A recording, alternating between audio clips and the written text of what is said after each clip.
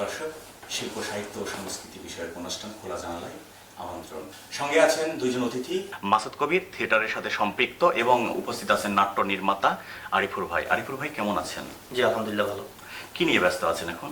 সামনে যেহেতু ঈদের প্রোডাকশন নিয়ে ব্যস্ত।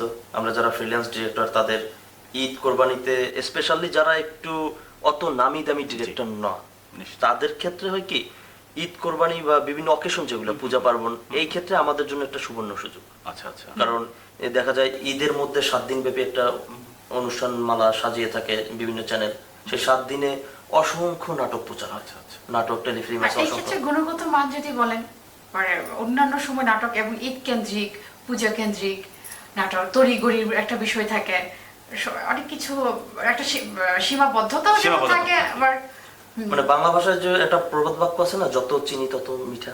হ্যাঁ, ব্যাপারটা হয় আমাদের অন্যান্য সময় গতানুগতিক যে নাটকগুলো বা আমরা সাধারণত অনুষ্ঠানমালায় প্রচারের জন্য যে নাটকগুলো করে থাকি, সেগুলোতে বাজেট স্বল্পতা থাকে। আচ্ছা। কিন্তু ঈদ কোরবানি বা বিভিন্ন অকেশনের যেগুলো, সেখানে বাজেট একটা ফ্যাক্টর। তো যখন আমাকে আমি তো এখন আমি একজন ডিরেক্টর হিসেবে, আমি মেকার হিসেবে আমি তো স্বপ্ন দেখবো অনেক কিছু। অবশ্যই। একজন স্ক্রিপ্ট রাইটার তার কল্পনাকে লেখেন আর সেটাকে বাস্তবে রূপ দেয় ডিরেক্টর। অবশ্যই। সো আমি চাবো সেই কল্পনাটাকে বাস্তবে রূপ দিতে গিয়ে আমি আমার কেন্দ্রীয় চরিত্রকে সে ঢাকা থেকে আমি চট্টগ্রাম দেখাতে পারি। কিন্তু যখন বাজেটটা ফ্যাক্টর হয়ে থাকে তখন আমি ঢাকা থেকে চট্টগ্রাম দেখাচ্ছি না, তখন আমি দেখা যায় মাওয়াতে শুটিং করে ওটাকে আমি চট্টগ্রাম বানাচ্ছি। এতে হয় কি, মাওয়ার যে দর্শক আছে তারা কিন্তু এই নাটক দেখতেছে এবং তারা হাসতেছে যে দেখছো মাওয়ার রোডটাকে তারা বলতেছে চট্টগ্রামে চলে এসেছে। এই এক শ্রেণীর দর্শক কিন্তু আমরা হারিয়ে ফেলেছি। নাটকের ক্ষেত্রে বাজেট একটা গুরুত্বপূর্ণ বিষয়। অবশ্যই নাটকের ক্ষেত্রে বাজেট একটা গুরুত্বপূর্ণ। এই ব্যাপারে যে সীমাবদ্ধতা আছে, সেটার জন্য কি আসলে সঠিক কোনো কিংবা গ্রহণযোগ্য উদ্যোগ পরিচালকই হোক, অভিনয় শিল্পীরাই হোক, কতখানি নেওয়া হয়েছে? কিংবা সত্যি কথা বলতে কি, আসলে সত্যি কথা বলতে গেলে যে কাগজ কলমে অনেক উদ্যোগ নেওয়া হয়েছে, কিন্তু বাস্তবায়ন কত পার্সেন্ট হয়েছে সেটা বলার মতো যোগ্যতা বা মেধা আমার আসলে নেই। ক্রিকেট খেলাকে কেন্দ্র করে কোটি কোটি, সারা বিশ্বব্যাপী কোটি কোটি টাকা খরচ করা হয় এবং সেখানে দর্শক আছে।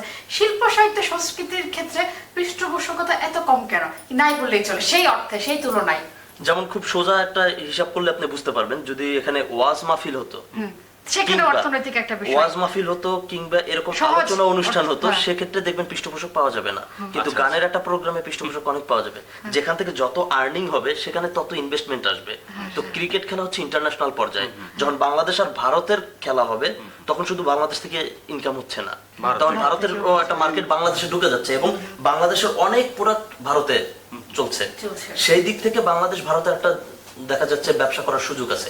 কিন্তু যখন নাটকটা দিচ্ছি, ভারতীয় অনেক চ্যানেল আমার দেশে আসতেছে, যার ফলে আপনি স্টার জলসা বা অন্যান্য জি বাংলা যে চ্যানেলগুলো আছে সেগুলোতে দেখবেন আমাদের দেশীয় অনেক কোম্পানির বিজ্ঞাপন যাচ্ছে। এটা রিসেন্টলি একটু বেশি দেখা যাচ্ছে। আমাদের দেশীয়, কেননা যারা বিজ্ঞাপন দিচ্ছে, আমি তাদের প্রতি যথেষ্ট সম্মান রেখে একটা কথা বলতে চাচ্ছি যে যারা বিজ্ঞাপন দিচ্ছে তারা কিন্তু তাদের ব্যবসায়িক দিকটাই দেখবে। লাখ লাখ টাকা খরচ করে তারা বিজ্ঞাপন দিচ্ছে কেন? তাদের ব্যবসা করার জন্য। তো তার যদি প্রোডাক্টটা ভারতের মার্কেটে চলে, সে সেখানে দিবে। কিন্তু আমার চ্যানেলগুলো ভারতে দেখা যাচ্ছে না, যার ফলে ভারতের ওই এত বড় মার্কেটটা, বাণিজ্যিক মার্কেটটা আমরা ধরতে পারছি না। এই কারণে বলতে পারেন যে আমাদের বাজেটগুলো কম হয়ে যাচ্ছে। আপনি যে কথাটা বলেন যে ক্রিকেট খেলা, এটা একটা রাষ্ট্রীয় উদ্যোগের বিষয়। এই যে চ্যানেলের রাষ্ট্রীয় উদ্যোগ হলে রাষ্ট্র তো এদিকে নিষ্ক্রিয় হয়। নানান সময় হয়তো কথাটা বলেছেন, মুখ খুলেছেন, কিন্তু কোনো বাস্তবায়ন। আরেকটি সুশ্রুতির মাসুদ, আপনার কাছে জানতে চাইছি, থিয়েটার যে মাধ্যম, সংস্কৃতির যে মাধ্যম, শিল্পের যে মাধ্যম, এখানে অর্থ নৈতিকের যে বিষয়টা কিংবা এটাকে বাণিজ্যিকরণ করার যে বিষয়, হ্যাঁ, এখানে কি আসলে সেই সুযোগটা নেই নাকি সেটাকে করা হচ্ছে না, কিন্তু তারপরে শিল্পীরা ভালোবেসে সেই জায়গাটা ধরে রেখেছেন? এ ব্যাপারে যদি আপনি কিছু বলেন। এই ব্যাপারে আমি একটুকু বলবো যে আমরা আসলে যারা এই থিয়েটারের সাথে জড়িত আছি তারা সকলেই নিজের উদ্যোগ নিয়ে এই কাজটা আমরা সম্পূর্ণ মঞ্চনাটক করি। যে জায়গায় যেটা প্রয়োজন নিজের কাছ থেকে নিজের টাকা ব্যয় করে আমরা মানুষকে এই বিনোদনটা মানুষকে জাগ্রত করার জন্য। আসলে তার সাথে একটা জিনিস অ্যাড করতে চাই, সেটা হচ্ছে ঢাকার কিছু থিয়েটার হয়তো বা পৃষ্ঠপোষকতা পায়, কিন্তু মফস্বলের, আমার বড় হওয়াটাও মফস্বলে, সেদিক থেকে বলি মফস্বলের থিয়েটাররা যারা থিয়েটার কর্মী আছে তারা নিজের পকেট থেকে 100-200 টাকা করে চাঁদা তুলে তুলে, কিন্তু তারা হ্যাঁ, মঞ্চটা চাঁদা ভাড়া করে। করতেছে। হ্যাঁ। এরপরে এবং তার তাদের টিকিটের তো যাত্রাও- প্রশ্নই ওঠে না, তাদের অবশ্যই ওপেন স্টেজ, টিকিটের তো প্রশ্নই ওঠে না। এরপরে হয় কি তারা কিছু বড় বড় যেগুলো আমরা যদি Show করা হয়। যেমন শপিং সেন্টার আছে, এরকম বড় বড় শপিং সেন্টার গুলোতে তারা যায়, বা আচ্ছা, আচ্ছা। দাতা কিছু ইন্ডিভিজুয়াল পার্সন রয়েছে যারা বিভিন্ন সামাজিক কর্মকাণ্ডে বা সামাজিক দায়বদ্ধতা থেকে ইনভেস্ট করে, তাদের কাছে যেয়ে তারা আসলে পুরো খরচটা তোলার চেষ্টা করে। কিন্তু হয় কি ওখানে যখন আমার কাছে আসবে, আমি একজন ব্যবসায়ী, আমাকে এসে যখন বলা হয় ভাই এটা টাউন হলে আমাদের নাটক শো হচ্ছে, আপনি কিছু যদি এটা আমাদের ব্যানার করার জন্য ইনভেস্ট করেন, তো সে ভাবতেছে যে ব্যানার করতে আমি যখন এই টাকাটা দিব, এইটা দিয়ে আমার লাভ কি? আচ্ছা কারণ ওই টাউন হলের ওই নাটক দেখতে আসবেই কতজন, আচ্ছা আচ্ছা বড় জোর 40 থেকে 50 জন। আর যেহেতু ওপেন স্টেজ, ম্যাক্সিমাম লোকই এসে দাঁড়িয়ে থাকবে যারা নাটকের নও বুঝে না। আচ্ছা আচ্ছা আর মঞ্চ নাটক কিন্তু গতানুগ থেকে আমরা যে ধরনের টেলিভিশনের নাটক দেখি তা না। তা না। মঞ্চ নাটকে প্রতিটা ডায়লগে মেসেজ তৈরি হয়, প্রতিটা নাটক আলটিমেটলি ঘুরে ফিরে একটা সেটা একটা মানুষকে মেসেজ জাগ্রত করার জন্য অবশ্যই। উদ্দেশ্য, একটা মহৎ অবশ্যই। উদ্দেশ্য। কেননা মঞ্চ নাটকটা যদি বলি থিয়েটারের কথা, এবং তাহলে চর্চার জায়গাটা এখানে বেশি। অবশ্যই এই অবশ্যই পড়াশোনার থিয়েটারকে জায়গাটা, আমরা চর্চার জায়গাটা। আমরা যদি মিডিয়ার ভাষায় বলি তাহলে থিয়েটারটা হচ্ছে অ্যাক্টিং স্কুল। আচ্ছা আচ্ছা সেই সূত্রে আমরা পরে প্রশ্নে আসছি। আচ্ছা মাসুদ কবির, আপনার জন্ম তো কুমিল্লায়, আপনি বিভিন্ন আমার জন্ম কুমিল্লা, আমার জন্ম চাঁদপুর জেলা মতলব থানা। আচ্ছা আচ্ছা কুমিল্লা বিজনেস করার জন্য চলে এসেছে। আচ্ছা আচ্ছা বিজনেসের পাশাপাশি আপনি থিয়েটারও করছেন। থিয়েটারে আপনি সর্বপ্রথমে এটা আমার সর্বপ্রথমে আমার থিয়েটারের স্বপ্ন একটাই, আমি যখন ক্লাস 8-এ পড়ি, আচ্ছা আচ্ছা আমাদের পাশের গ্রামে কমলার বনবাস নামে একটা যাত্রা ছিল, আচ্ছা আচ্ছা হয়েছিল। ওই যাত্রা দেখার জন্য এর পরদিন আমার বার্ষিক পরীক্ষা, ফাইনাল পরীক্ষা। ওই পরীক্ষা ছোটবেলার ঘটনা। পড়াশোনা, হ্যাঁ ক্লাস 8-এ আচ্ছা, যখন আচ্ছা। পড়ি, তো পড়াশোনা বাদ দিয়ে ওই যাত্রা দেখতে চলে গেছিলাম। বাহ, আপনি- চলে যাওয়ার পরে আমি রাত্রে 1:30টার সময় যাত্রা শেষ করে বাড়িতে আসি।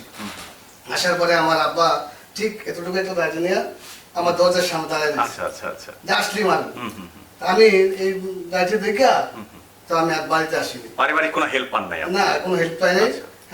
বাড়িতে আসি নাই, আমার এক বন্ধুর পাশে এক কলিং আছে, কোনের বাসায় লুকিয়েছিল? লুকিয়েছিলাম।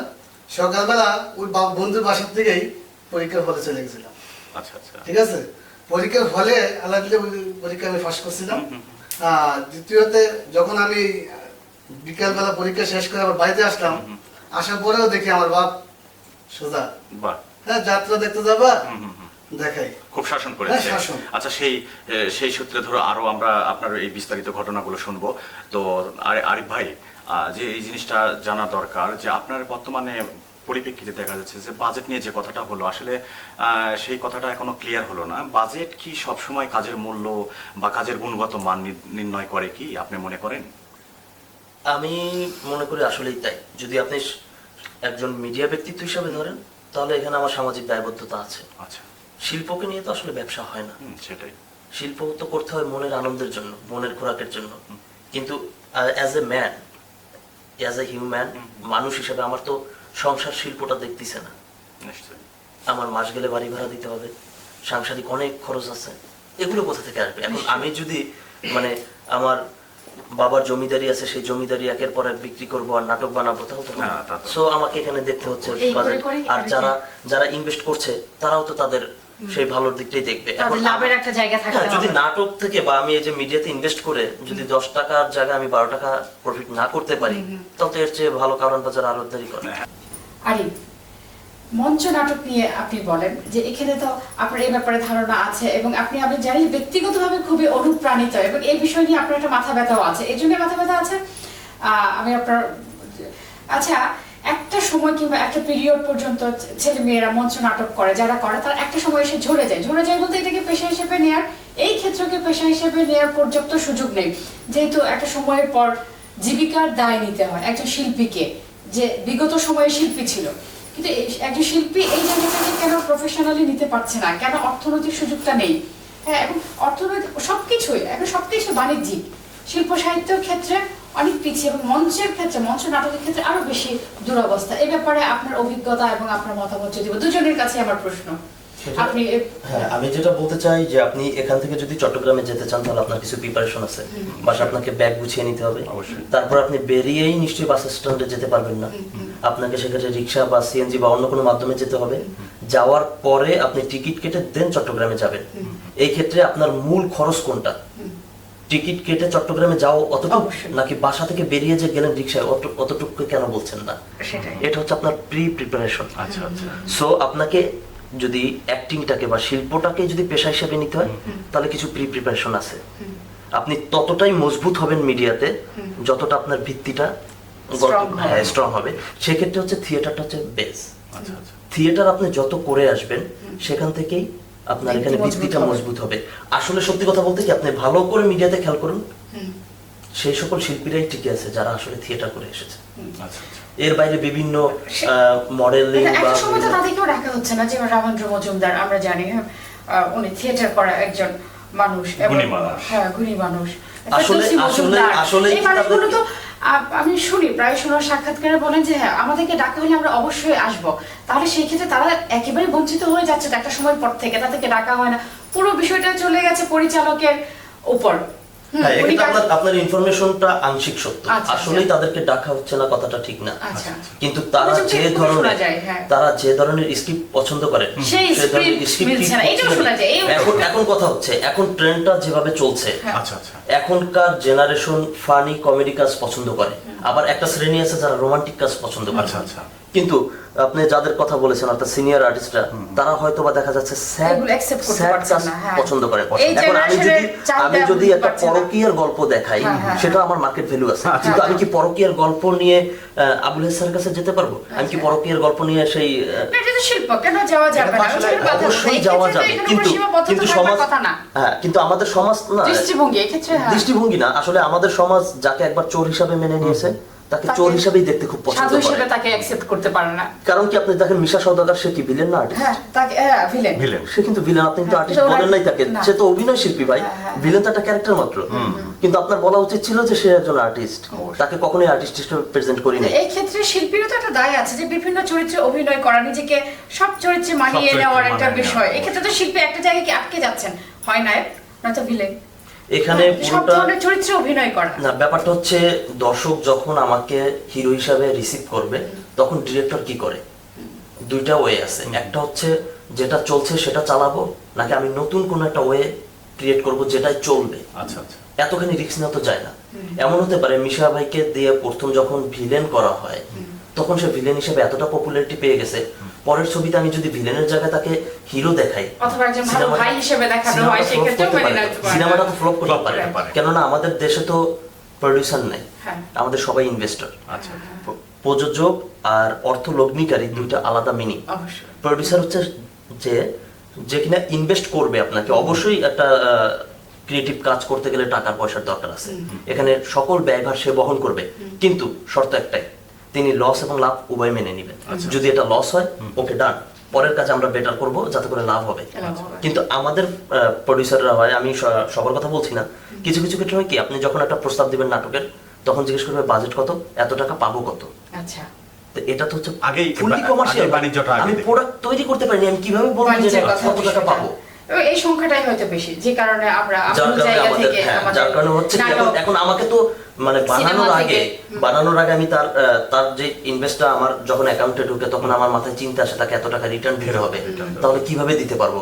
এখানে যদি অপূর্ব ভাইকে নেই তাহলে নাটকটা হিট করবে, নাকি এখানে মোশাররফ ভাইকে দিয়ে একটা এক্সপেরিমেন্ট চালাবো, এক্সপেরিমেন্ট চালানোর জায়গা নাই তো, বাই চান্স ফ্লপ করলো, আচ্ছা আচ্ছা। তখন তো করা যাবে না। এক্সপেরিমেন্ট তখনই চালাইতে পারবো যখন আমার এই জায়গাটাতে এই ঝুঁকিটা অনেক অনেক recover অনেক, দেওয়ার মতো। আমাকে যদি কোনো প্রোডিউসার বলে যে ঠিক আছে তোমার গল্পটা খুব ভালো লাগছে, চলো একসাথে কাজ করি, তখন তো দেখা যাচ্ছে আমি খুব স্যাড রোমান্টিক কাজেও মোশাররফ ভাইকে দিয়ে ট্রাই করবো।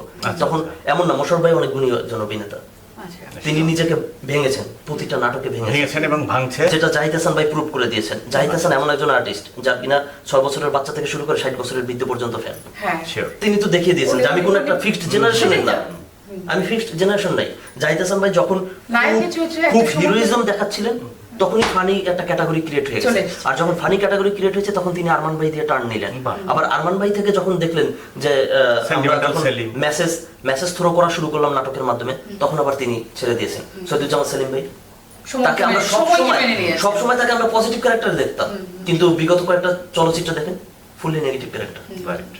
বরঞ্চ তার নেগেটিভ ক্যারেক্টারের জন্য আমরা অন্যান্য যে সকল আর্টিস্টরা ছিলেন, তার মানে অ্যাজ এ দর্শক আমার কাছে মনে হচ্ছিলেন যে ওদের চেয়ে না তার অ্যাক্টিং লেভেলটা অনেক হাই। আচ্ছা আরিফ ভাই, আমরা পজিটিভ এবং নেগেটিভ সেই চরিত্রগুলো নিয়ে কথা বলবো বিস্তারিত। আচ্ছা মাসুদ কবির, আপনি তো থিয়েটারের সাথে সম্পৃক্ত, তো আপনি যদি কোনো টিভি মিডিয়া নাটক বা টেলিফিল্ম বা সিনেমায় যদি অফার পান, কি আসবেন?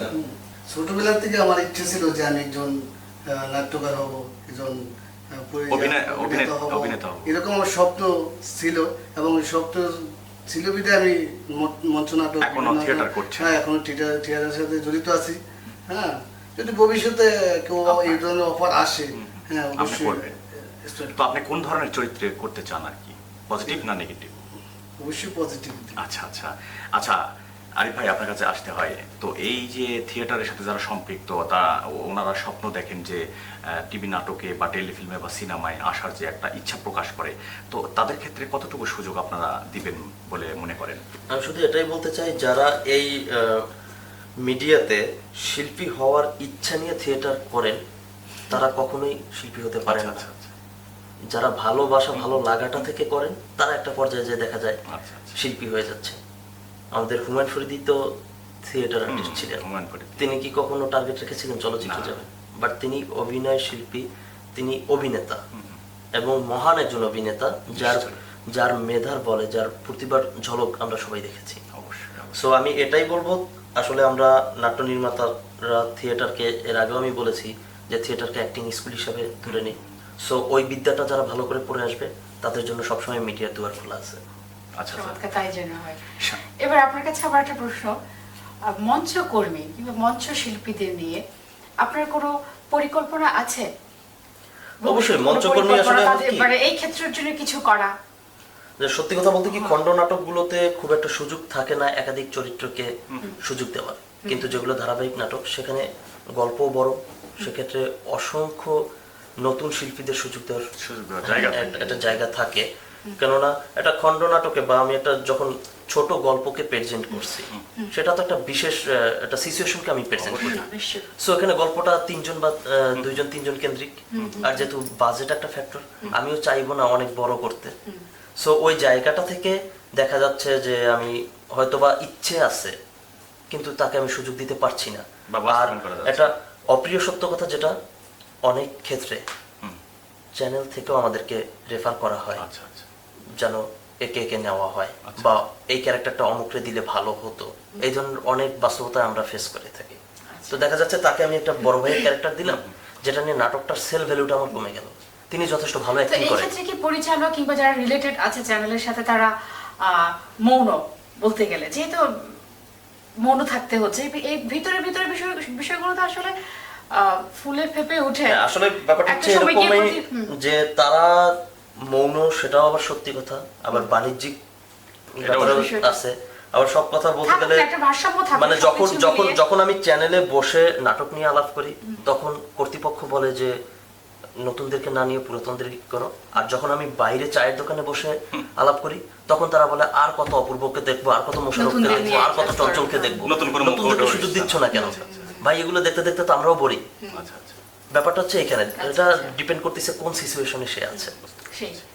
ঠিক আছে, নতুনদের অবশ্যই স্বাগত জানাতে, কিন্তু কোনো নতুন আর বারবার নতুন মুখ দেখতে দেখতে যারা সম্ভাবনার আর ক্ষেত্র তৈরি করেছে, নির্মিত হচ্ছে, ওই সময় যেন কেউ ঝরে না যায়। না, এখানে ব্যাপারটা হচ্ছে সুযোগ দেওয়াটা তো মুখ্য না। আমি চাইলেই তাকে সুযোগ দিতে পারবো, কিন্তু টিকে থাকাটা হচ্ছে একটা পর্যায়ে ছিল যখন আপনি অভিনয় জানলে মিডিয়াতে সুযোগ পেতেন, ভালো অভিনয় করলে টিকে থাকতেন। বাট এখন কম্পিটিশন অনেক হাই, যার ফলে হয় আপনাকে ভালো অভিনয় জানলে মিডিয়া সুযোগ পাবেন, এক্সট্রা অর্ডিনারি কিছু দেখাতে পারলে তখন আপনি মিডিয়া টিকে থাকবেন। কারণ মোশাররফ করিম, তার সমসাময়িক আরো অনেক শিল্পীরা রয়েছে, তাদের মধ্য থেকে মোশাররফ করিম তাকে চিনিয়ে দিয়েছেন, তাই না? সো আমি তাকে সুযোগ দিলাম, আমি আজকে তার প্রোগ্রামের এই অনুষ্ঠানের মাধ্যমে পরিচয় বা অন্য কোনো খাতিরে বাস তিনি একজন ভালো থিয়েটার কর্মী, সেই হিসেবে আমি তাকে সুযোগ দিলাম, কিন্তু সে ওই নাটকটাতে তাকে নিজেকে প্রমাণ করতে পারেননি। কারণ মঞ্চে আমার সামনে যে 200 লোক বসে আছে তারাই দর্শক, কিন্তু একটা ক্যামেরাম্যানের 16 কোটি লোক দর্শক। মঞ্চে ওভার অ্যাক্টিং করতে হয়, কিন্তু ক্যামেরার সামনে ওভার অ্যাক্টিং না। আপনি আমি যেভাবে কথা বলছি তাই, ক্যামেরা তার প্রেফারেন্স নিয়ে নিবে, কিন্তু এখানে কেটে কেটে কেটে কেটে নেওয়ার সুযোগ আছে, যার ফলে আর্টিস্ট তার স্বকীয়তা হারায়। মঞ্চে যেটা টোটালি আর্টিস্ট তার স্বকীয়তা হারায়, কারণ মঞ্চে বিড়বিড় করে বলার কি কোনো সুযোগ আছে? যে কিন্তু আমি নাটকে দেখতে পাচ্ছি একজন চোর চুরি করে যাচ্ছে, এখান থেকে ভয়েস ওভার আসতেছে, অর্থাৎ মনে মনে কল্পনা করতেছে, সেটা নাটকে তো সম্ভব, মঞ্চে তো সম্ভব না। মঞ্চে ওকে বলতেই হবে ও কই গেল, এই যে একটা ব্যাপার থাকে, তার আর্টিস্টের স্বকীয়তা নষ্ট হয়ে যায়। কেটে কেটে যখন নেওয়া হয় তখন স্বকীয়তা নষ্ট হয়। এর ফলে হয় কি, অনেক গুণী অভিনেতা মঞ্চে দুর্দান্ত পারফর্ম করে, মঞ্চে পারফরমেন্স দেখেই তাকে ডাকা হয়, কিন্তু এখানে সে খাপ খেতে পারে না। কিন্তু একজন অভিনয় শিল্পী সব জায়গায় পারফর্ম করতে পারবে। যেমন যদি আমি বারবার মোশাররফ করিমের কথাটা টানতেছি এইভাবে, কারণ সে নিজেকে অনেক ভেঙেছে। যখন মোশাররফ করিম বরিশালের ভাষায় থ্রো করে, তখন অল বরিশালের লোকজন মনে করতেছে যে তিনি হয়তো বা বরিশালের। আবার ময়মনসিংহের ভাষা যখন থ্রো করতেছে, তখন ময়মনসিংহের লোকজন খুঁজতেছে যে মোশাররফ করিমের আসলে ভাষা কোথায়, ময়মনসিংহ কোন জায়গায়। আমি ওইটাই বলবো যে থিয়েটারের যেই গতানুগতিক নাটক করতেছেন, এর বাইরে তারা যেন নিজেকে ভাঙতে পারে, এভাবে যেন নতুন নতুন চরিত্র ধারণ করতে পারে। নতুন নতুন চরিত্র দেখা যাচ্ছে কি, একজন হয়তো একটা চোরের ক্যারেক্টার করতেছে, ওই একই নাটকের 15 থেকে 20টা প্রযোজনায় সে চোরই করতেছে। আচ্ছা আচ্ছা। যার ফলে তার মাঝে কিন্তু চোর, এবং সে ওই জনপ্রিয় একটা ক্যারেক্টার, তাকে বাইরে দেখলেও মানুষজন বলতেছে এই ভাই আপনার সেদিন মঞ্চ নাটক দেখেছি যে আপনি কঞ্জুস চরিত্রটা করেছিলেন। আচ্ছা আচ্ছা। কারণ কি, গত প্রায় 20টা প্রযোজনা মিলে 20টা স্টেজ পারফরমেন্সেই সে কঞ্জুস ক্যারেক্টারই করছে। একবার কঞ্জুস করতে পারে, একবার বাবার ক্যারেক্টার করতে পারে। এই যে ভেরিয়েশনটা আনতে পারলে না, আমার কাছে মনে হয় তাদের জন্য বেটার হবে মিডিয়াতে টিকে থাকা। কারণ সর্বপ্রথম অভিনয় শিল্পীর কাজই তো এটা। হ্যাঁ, অভিনয় শিল্পীর কাজ এটা। তারপর আবার বড় ব্যাপার যেটা, আমরা যখন আপনারা দেখবেন যে নাটকে আমরা যখন ক্লোজ শট নেই, তখন প্রমোট করা হয়, তো সেই জায়গাটা থেকে দেখা যায় এই প্রমোটিং এর ব্যাপারটা কিন্তু থিয়েটার থেকে শিখে আসা। এই ব্যাপারটা আবার তারা খুব ভালো পারে, যারা থিয়েটার থেকে আসছে, তারা শুনে শুনে বলার অভ্যেস আছে অনেকদিন থেকে। এই জিনিসগুলো আসলে যদি তারা নিজেদের মতো। আচ্ছা আরিফ ভাই, অনেক কথাই শুনলাম, তো আপনার যদি কখনো ভবিষ্যতে সিনেমা বানানোর কোনো যদি অফার পান, তো আপনি কি সিনেমা বানাবেন? চলচ্চিত্র তো আসলে অনেক বড় ব্যাপার, চলচ্চিত্র অনেক বড় ব্যাপার, আসলে আমার ওইভাবে কোনো পরিকল্পনা নাই। তবে যদি কখনো বানানোর যদি সুযোগ হয়ে থাকে, তাহলে বাণিজ্যিক কোনো চলচ্চিত্র নয়, অবশ্যই আর্ট ফিল্ম। আচ্ছা, খুব সুন্দর বলেছেন। আমরা প্রোগ্রামের শেষ পর্যায়ে চলে এসেছি। মাসুদ কবির, অনেক ব্যস্ততার মধ্যে থাকার পরেও আপনি এই আমাদের শিল্প সাহিত্যের খোলা জানালায় আসার জন্য আপনাকে অনেক ধন্যবাদ। আরিফ ভাই, আপনি তো অনেক ব্যস্ত থাকেন, অনেক কাজ করছেন, আগামীতে করবেন। এই ব্যস্ততার মধ্যে আমাদের শিল্প সাহিত্যের খোলা জানালায় আসার জন্য আপনাকে অনেক ধন্যবাদ। দর্শক, আমরা অনুষ্ঠানের শেষ পর্যায়ে চলে এসেছি, আমাদের এখন বিদায় নিতে হবে। তার আগে বলে যাই, আগামী পর্বে কোনো নতুন অতিথির সাথে দেখা হবে শিল্প সাহিত্যের খোলা জানালায়। ভালো থাকুন।